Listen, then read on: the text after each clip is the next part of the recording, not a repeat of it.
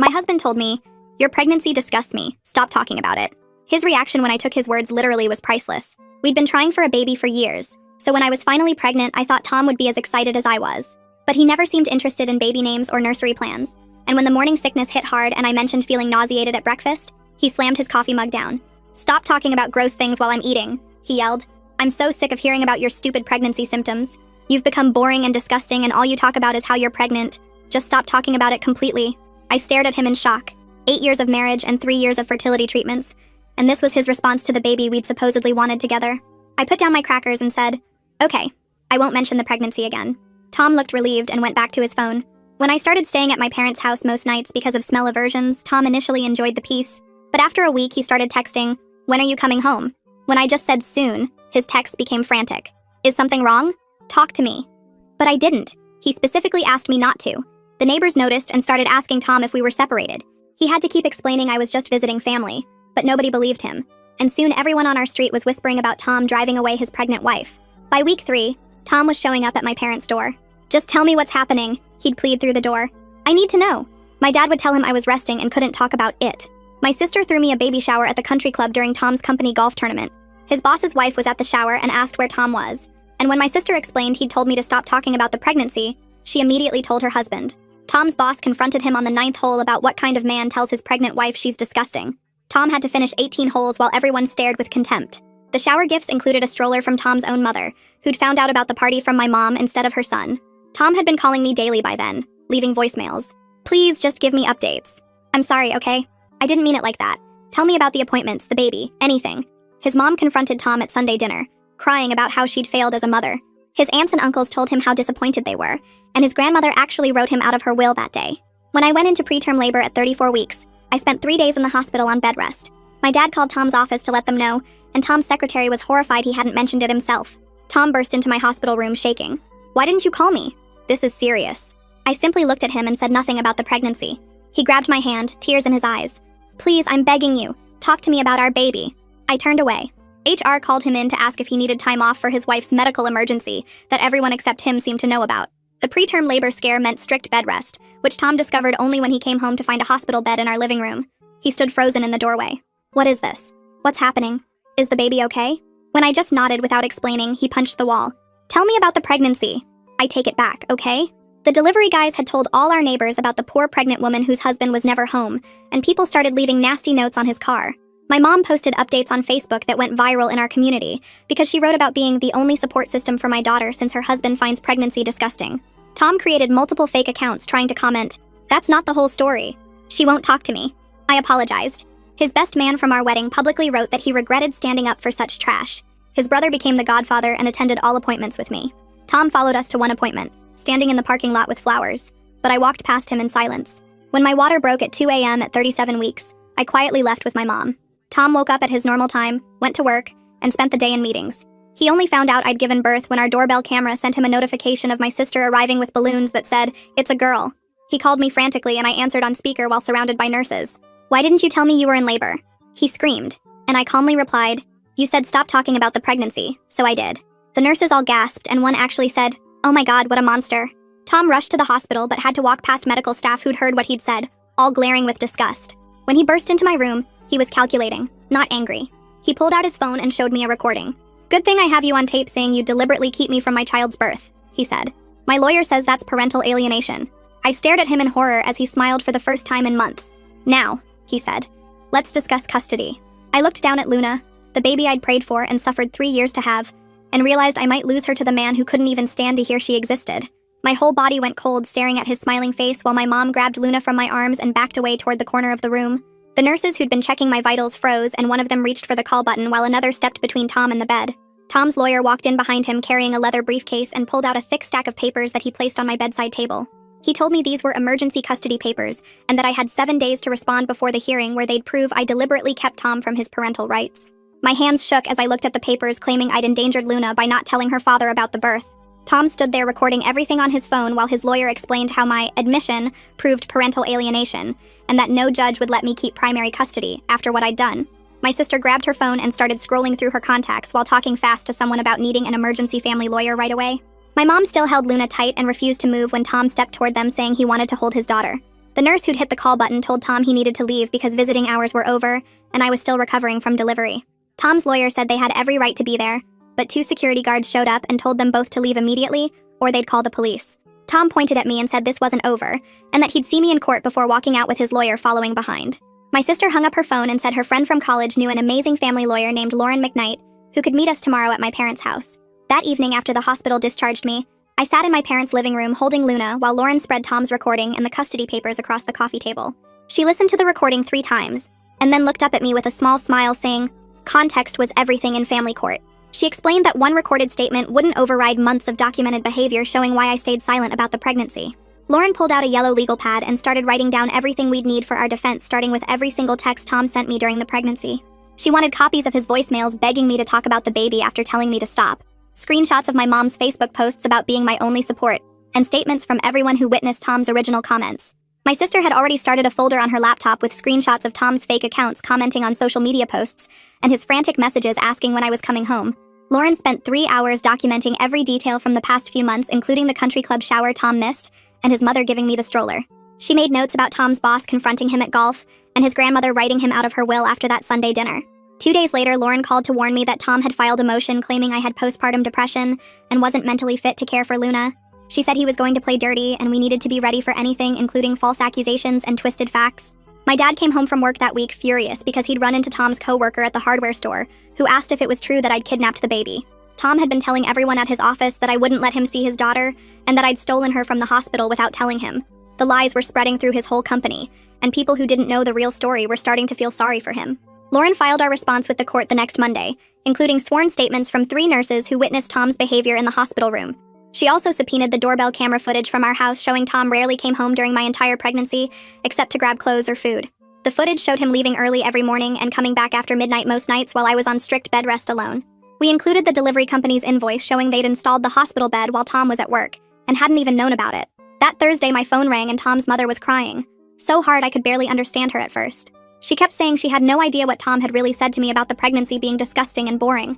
She'd believed him when he said I was being hormonal and dramatic, but now she knew the truth after talking to my mom. She offered to testify on my behalf about Tom's behavior, and said she'd already written a statement about the baby shower and how Tom never told her about it. Lauren was shocked when I told her because having Tom's own mother on our side would be huge for the custody case. 2 weeks after Luna was born, we went for her checkup, and the pediatrician noticed how tired and stressed I looked. She asked what was going on, and I explained about the custody battle and Tom's threats to take Luna away. The doctor examined Luna thoroughly, and then sat at her computer typing for 10 minutes straight. She printed out a detailed letter stating that Luna was thriving under my care, gaining weight perfectly, and showing 0 signs of neglect or harm. She handed me copies for my lawyer and said she'd testify if needed about Luna's perfect health under my care. That night, I was nursing Luna when my phone started buzzing with notifications from Facebook. Tom had posted in 3 different fathers' rights groups about how his ex was keeping his newborn daughter from him. He wrote that he'd missed her first weeks because I refused to let him visit, and that the family court system was broken. Within an hour, I had dozens of angry messages from strangers calling me every name you can imagine. Men I'd never met were sending threats about what happens to women who steal kids from their fathers. My sister screenshot everything while I blocked account after account, but they kept coming. Tom's post had been shared over 200 times by morning, and the messages got worse. Someone found my LinkedIn and posted my work information in the comments. Another person posted photos of my parents' house from Google Street View, saying this was where I was hiding the baby. Lauren filed for an emergency restraining order that same day, attaching all the screenshots and messages. The judge read through just the first few pages before looking up with disgust on her face. She granted the temporary order immediately, and said Tom had to stay 500 feet away until our custody hearing. She also ordered him to remove all social media posts about me or Luna within 24 hours. My sister spent the whole next week creating the most detailed timeline I'd ever seen. She'd gone back through Tom's Facebook to when we first announced the pregnancy 3 years into trying. His early posts were all about being a future dad and how excited he was. Then she showed month by month how his posts changed. By my 2nd trimester, he never mentioned the pregnancy at all. During my 3rd trimester, when I was huge and uncomfortable, he was posting photos from bars and golf courses. She found posts where friends asked about the baby, and he either was ignored them or gave vague responses. The contrast was shocking when laid out chronologically. She printed everything in color and organized it in a binder with tabs for each month. Lauren said it was the best evidence she'd seen showing Tom's complete disconnection from the pregnancy. Tom's lawyer filed a motion the following week demanding all my medical records. He claimed they needed to verify my mental state and whether I was fit to care for Luna. The motion said I might have postpartum psychosis and be a danger to the baby. Lauren fought it hard, saying it was a fishing expedition and harassment. The judge scheduled a hearing just on this issue. At the hearing, Tom's lawyer argued they had a right to know if I was mentally stable. Lauren countered that I'd already provided the pediatrician's letter showing Luna was thriving. The judge split the difference and said they could only access my postpartum records from after Luna's birth. Nothing from during the pregnancy or before. Lauren immediately scheduled me with a therapist that week to get ahead of whatever Tom was planning. The therapist was recommended by Lauren as someone who'd testified in custody cases before. I spent 3 sessions telling her everything from the fertility treatments through Tom's cruelty to the current situation. She took detailed notes and ran some standard evaluations. Her report stated clearly that I was dealing with situational stress from the custody battle, but showed no signs of depression or other mental health issues. She wrote that my reactions were completely normal for someone facing legal threats and harassment. She documented that I was bonding well with Luna and meeting all her needs. 2 days later, my phone rang from a number I didn't recognize. Tom's brother was on the other end sounding upset. He said Tom had called him the night before asking him to sign a statement. Tom wanted him to say he'd witnessed me refusing to let Tom see Luna at the hospital. His brother said Tom offered to pay him $5,000 to lie. He refused and told Tom he was disgusting for even asking. Tom's brother said he'd testify for me instead about how Tom really acted during the pregnancy. He said Tom had complained constantly about how gross pregnancy was, and how I'd gotten fat and boring. Lauren added him to our witness list immediately. That weekend, Lauren called with news from the private investigator she'd hired. Tom had been living with a woman from his office since the day Luna was born. The investigator had photos of Tom carrying boxes into her apartment, and his car in her driveway every night. They'd been seen at restaurants together, and she'd been wearing a necklace Tom bought her with our credit card. The investigator kept digging and found something worse. He discovered Tom had been telling this woman for months that he was planning to divorce me. The investigator found their text messages through a mutual friend who was disgusted by Tom's behavior. The messages dated back to when I was on bed rest. Tom was complaining about being stuck with a pregnant wife and how he couldn't wait to be free. There were photos of them at a steakhouse the night I was in the hospital with preterm labor. Another photo showed them kissing in his car while I was home on strict bed rest. The woman had posted on Instagram about her new man, with photos of Tom while I was 8 months pregnant. Lauren said this evidence would destroy any claim Tom had to being a devoted father. The next morning, Tom's grandmother called Lauren's office directly. She'd gotten the number from my mom and wanted to help. She offered to write a sworn statement about the family dinner where she wrote Tom out of her will. She described how Tom had shown no remorse when confronted by the family. She said he'd actually blamed me for making him look bad by not talking about the pregnancy. She wrote that Tom said I was being dramatic and vindictive. His grandmother included details about how Tom had laughed when his aunt suggested he apologize. She said she'd never been more disappointed in her grandson. 3 weeks before our custody hearing, there was a pretrial conference with both lawyers and the judge. Tom's lawyer tried to negotiate for immediate unsupervised visitation, saying Tom deserved to bond with his daughter.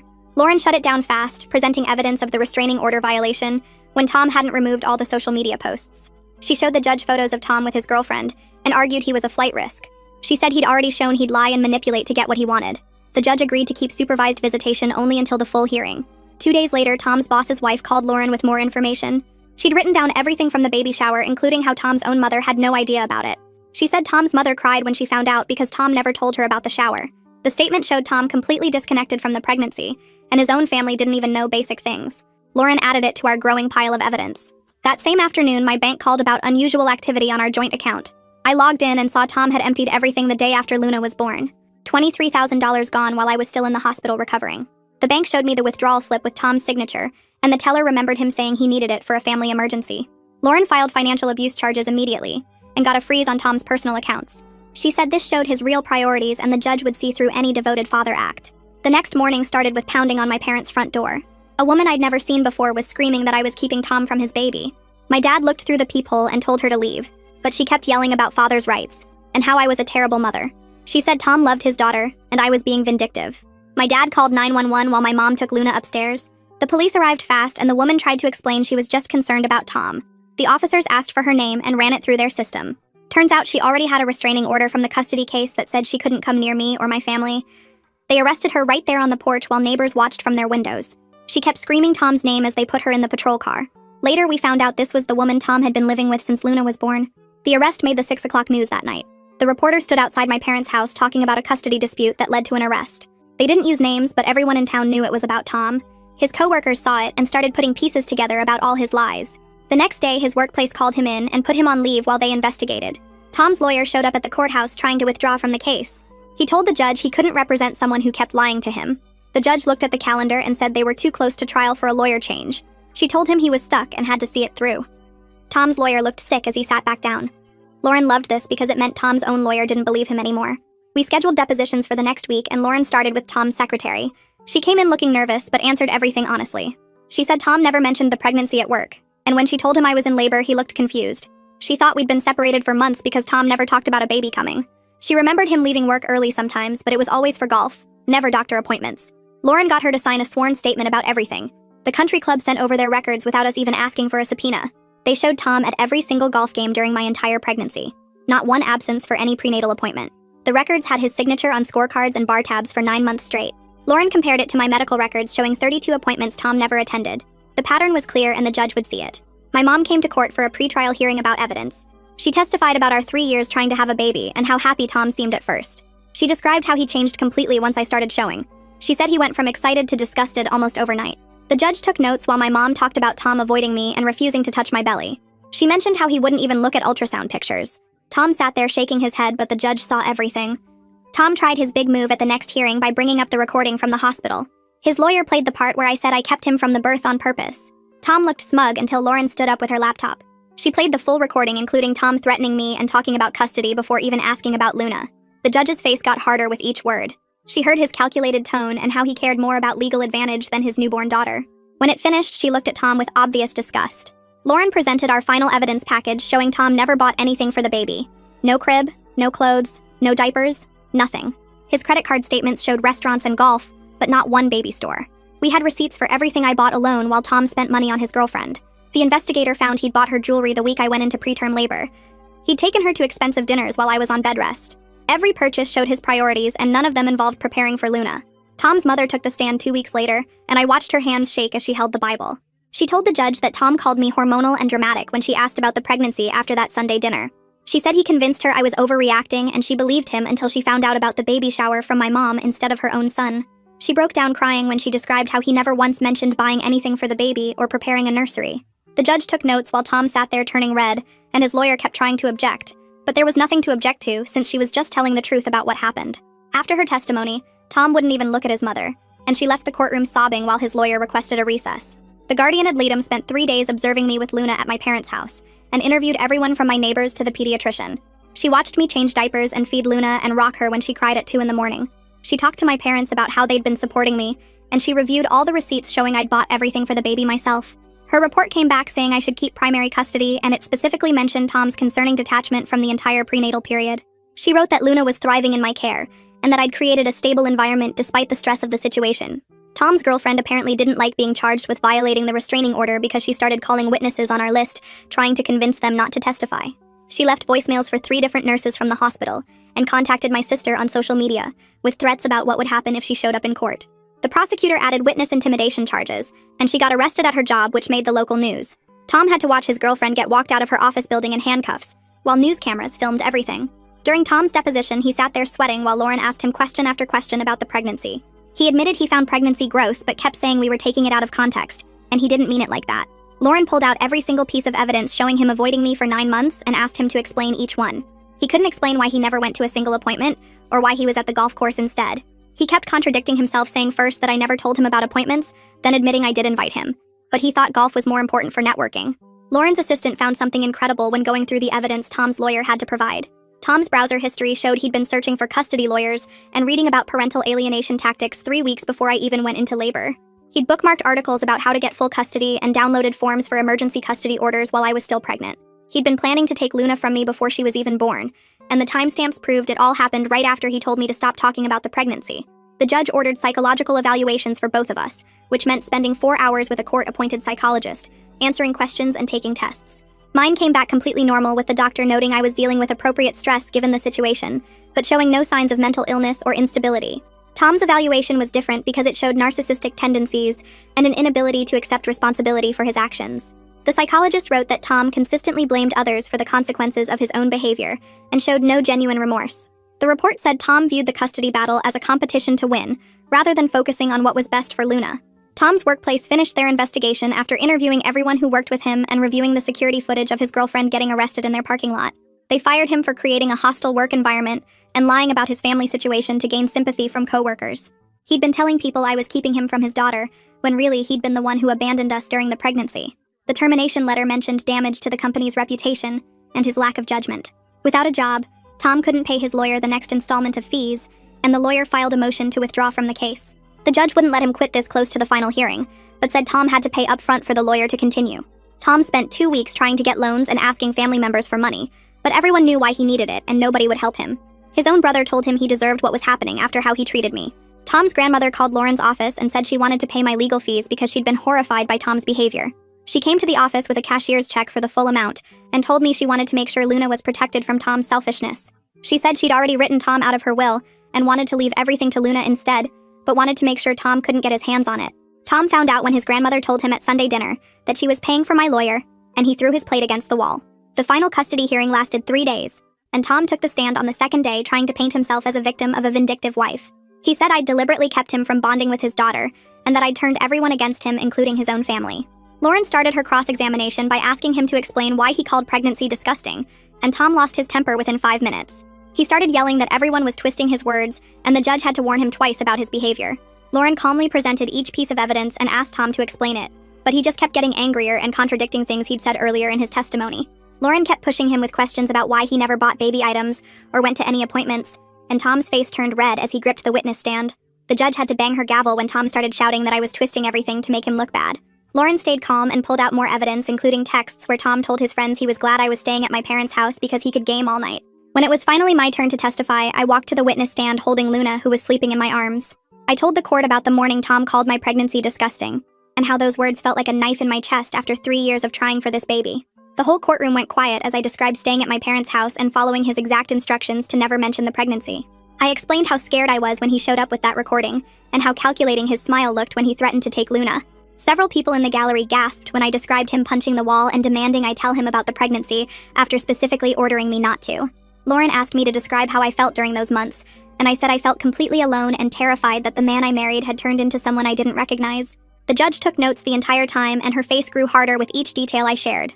Tom's lawyer tried to make me look vindictive during cross-examination, but I just calmly repeated the facts and pointed to all the witnesses who saw everything happen. After 3 days of testimony, the judge said she needed time to review everything and would deliver her verdict the next morning. That night, I couldn't sleep, and just held Luna close while my parents assured me everything would be okay. The next morning, the courtroom was packed, and Tom sat there looking confident like he thought he'd won. The judge started by saying she'd reviewed all the evidence and testimony carefully. She said Tom's behavior during the pregnancy showed a pattern of emotional abuse and neglect that deeply concerned her. She granted me full legal and physical custody, with Tom only getting supervised visitation after he completed parenting classes and anger management therapy. Tom jumped up and started screaming that I'd ruined his life and stolen his daughter from him. The judge banged her gavel and warned him to sit down, but he kept yelling that this was all a conspiracy against him. 2 bailiffs grabbed Tom's arms as the judge held him in contempt and ordered him removed from the courtroom. Luna stayed peaceful in my arms the whole time like she knew she was safe with me. Tom was still screaming about how unfair everything was as they dragged him out in handcuffs. 2 weeks passed, and Lauren called to tell me Tom still hadn't signed up for any of the required classes or therapy sessions. She documented everything and filed it with the court in case Tom tried to change the custody arrangement later. His girlfriend showed up at my parents' house with a letter saying she was sorry for everything and had no idea what really happened. She said Tom told her I was crazy and keeping him from his baby, but after the trial, she realized he'd been lying the whole time. She looked genuinely upset and said she felt terrible for believing him and for showing up at the house that day. I told her it wasn't her fault since Tom was good at manipulating people, and she left looking relieved that I didn't hate her. Tom's mother called that week saying he'd moved back in with them because he couldn't afford his apartment anymore without a job. She was furious with him and said she couldn't believe she'd raised someone who would treat his pregnant wife that way. She asked if she could still see Luna, and I said of course because none of this was her fault. She started visiting every week and always brought little gifts for Luna while never once trying to defend Tom's behavior. 3 months went by before Tom finally enrolled in the court-ordered therapy and parenting classes. His therapist contacted mine to discuss how to handle future visits and make sure Luna's safety came first. They scheduled the first supervised visit at a family center where trained social workers would watch everything. Tom showed up 20 minutes late and spent most of the hour complaining about how unfair the supervision was instead of playing with Luna. The social worker wrote in her report that Tom seemed more interested in his grievances than bonding with his daughter. Luna cried most of the visit and reached for me whenever Tom tried to hold her. The next few visits went the same way with Tom arguing about the rules and barely interacting with Luna. After the 4th failed visit, the supervisor recommended extending the supervision period indefinitely. She wrote that Tom showed no progress in focusing on Luna's needs over his own anger about the situation. The court agreed, and Tom's lawyer told him he needed to actually try during visits if he ever wanted unsupervised time. Tom just stormed out of the courthouse, and I heard later he'd punched his car window in the parking lot. Around this time, I started going to a single-parent support group at the community center. That's where I met Travis Bullock, who was raising his son alone after his wife passed away from cancer. Travis was patient and kind and never pushed for more than friendship at first. Luna loved him immediately and would giggle whenever he made silly faces at her during the meetings. We started getting coffee after the group sessions, and he listened without judgment as I told him everything about Tom and the custody battle. He said he understood how hard it was to protect your child while dealing with a difficult situation. After a few months, we started officially dating, and Travis was amazing about taking things slow and respecting my boundaries. He never complained when I had to cancel plans because of Luna, or when Tom's drama interfered with our time together. Tom found out about Travis when he saw us at the grocery store together with Luna in the shopping cart. He took photos of Travis helping me load groceries while Luna giggled at him and filed an emergency motion the next day, claiming I was exposing Luna to dangerous strangers. Lauren called me laughing because Tom's lawyer had actually tried to stop him from filing it, but Tom insisted. At the hearing 2 weeks later, the judge looked at Tom's evidence, which was literally just photos of us grocery shopping, and asked if he was serious. Tom started ranting about how I was replacing him as Luna's father, and the judge cut him off to remind him that supervised visits existed because of his own behavior. She dismissed the motion and told Tom that if he filed another frivolous claim, she would consider sanctions. Tom stormed out, and his lawyer apologized to Lauren in the hallway. 6 months after Luna was born, Tom's grandmother had a massive stroke and passed away within days. At the funeral, Tom sat in the front row expecting to be mentioned in the will reading afterward, but the lawyer skipped right over him. Everything went into a trust for Luna that I would manage until she turned 25, and the will specifically stated that Tom was excluded due to his treatment of his pregnant wife. Tom stood up and started yelling that I had poisoned his grandmother against him, but his own mother told him to sit down and shut up. The trust included the grandmother's house, her investment portfolio worth almost $2 million, and a letter to Luna explaining why her father wasn't included. Tom spent months trying to contest the will, but every lawyer told him he had no case. It took Tom 8 more months to finally complete all his therapy sessions and parenting classes, because he kept missing appointments or arguing with the instructors. When he finally got approved for unsupervised visits every other weekend, I packed Luna's diaper bag with detailed instructions for everything. The first Saturday, he picked her up at 9 in the morning, and by noon he was calling me in a panic, because Luna had a dirty diaper and he didn't know how to change it properly. I told him to figure it out and hung up. 20 minutes later, he called again because Luna was crying and wouldn't take her bottle. Then he called because she needed a nap, but wouldn't sleep. By 4 o'clock, he brought her back early, claiming she must be sick because she was so fussy. The next visit, he lasted until Sunday morning before bringing her back because he couldn't handle the night feeding schedule.